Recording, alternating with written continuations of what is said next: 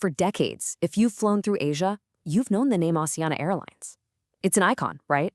Well, today, we're talking about its final chapter. Because, believe it or not, this airline's journey is about to come to a full stop. So that's the big question, isn't it? How does a major airline with a modern fleet and a huge global presence just vanish? Well, that's exactly what we're going to break down. And let me tell you, the answer involves a rival takeover, some very powerful regulators, and yeah, a whole lot of drama. All right, so to really get why it's disappearing, we first have to look at what Asiana is right now.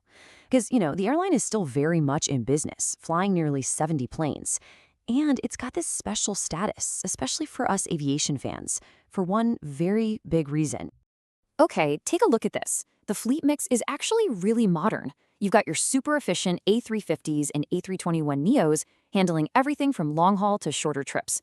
And of course, the trusty workhorses like the A330 and the 777. What's crazy is that the average age is just over 10 years. That is a super young fleet for an airline that's about to disappear. But here's the thing that really makes Asiana stand out. It's that little slice of the pie right there. They're 6 Airbus A380s. The super jumbo? While tons of other airlines put their A380s out to pasture during the pandemic, Asiana actually brought them back. That makes them one of the very last carriers in the world still flying that double-decker giant. And these amazing jets aren't just flying anywhere. They're on a very exclusive list of premier routes, connecting Seoul with some of the biggest hubs on the planet. So hey, if you happen to be flying between any of these cities, you might just get that rare chance to fly on one of the most incredible planes ever built, all thanks to Asiana. Okay, so modern fleet, planes are flying. What gives? Why is the brand vanishing? Well, the answer goes all the way back to a huge decision made during the darkest days of the pandemic. We're talking about a full-on takeover by their biggest rival, Korean Air. And this whole thing has been anything but fast. I mean, it was announced way back in November 2020.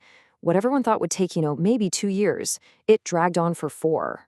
And the main reason for the holdup? Getting the thumbs up from regulators in other countries. They were looking at this deal and had some pretty big concerns. And getting those approvals? Yeah, that came at a very steep price. The regulators, especially over in the European Union, weren't about to just sign off on this. No way. They had some serious demands to make sure this new mega airline wouldn't just crush all the competition. So here's the key. To get this deal across the finish line, Korean Air had to give something huge up. The EU basically said, okay, you can merge if you sell off Asiana's entire cargo division. We're talking about a super profitable part of the business, all to stop a monopoly from forming. Now, you might be thinking, hold on, why does a European regulator get a say in a deal between 2 Korean airlines? And that's a great question.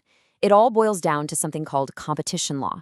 Basically, if you want to fly to and from Europe, you've got to play by their rules. And those rules are all about making sure travelers like you and me have choices and aren't getting ripped off. And yep, that's exactly what happened. Asiana's whole cargo business, we're talking its fleet of iconic Boeing 747 freighters and everything, was sold off. The buyer was a smaller competitor, Air Incheon, and the price tag was over $300 million. Just think about that. A huge chunk of the airline was literally carved away just to get this merger done. But you'd think after 4 years of waiting and selling off a giant piece of the company, that'd be it, right? Nope. The ink was barely dry on the approval, and both airlines found themselves in some pretty hot water. Fast forward to August 2025, and bam! South Korea's Fair Trade Commission hits Asiana with a massive fine. We're talking 12.1 billion won, which is about $8.7 million US dollars. This wasn't just any fine, it was the biggest of its kind in the country in over 3 decades. So, what on earth did they do? Well, the violation itself was surprisingly simple. See, one of the main conditions of the merger was a strict cap on ticket prices, to stop them from jacking up fares. But less than a year after the deal was approved, it turns out they'd raised prices beyond that limit, a direct violation of the agreement they'd made. So with all those legal battles finally over and that big fine paid, the real work can begin. Now, these 2 massive airlines have to figure out the incredibly complicated puzzle of actually becoming one single company. And this is not like flipping a switch. It's a long road. For a while, they'll actually operate as 2 separate airlines, just owned by the same company. The first big steps are things like merging their budget carriers and getting all the behind-the-scenes stuff aligned. Think pilot training, maintenance, that kind of thing. But the final, huge step is getting everything under one single license to fly.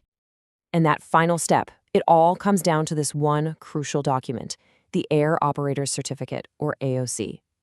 You can think of it as an airline's official license to fly. And trying to merge the AOCs from two huge, very different airlines, it's one of the most complex things you can do in this industry. It is the absolute point of no return. So once that final integration is done, that's when we'll all see the most visible change. That iconic, colorful Asiana design on the tail of their planes, it's going to slowly disappear from airports all over the world, replaced by the cool, metallic blue of Korean Air. For anyone who loves to travel or watch planes, it's really the end of an era. Which brings us right back to the biggest question of all. This whole merger was approved on the promise that it wouldn't hurt us, the passengers. But they've already been fined for raising prices. So as one of Asia's biggest airlines gets swallowed by its rival and competition shrinks, what's the real outcome going to be? A stronger, better airline? Or just higher prices and fewer choices for all of us? That right there is the big unanswered question in this whole story.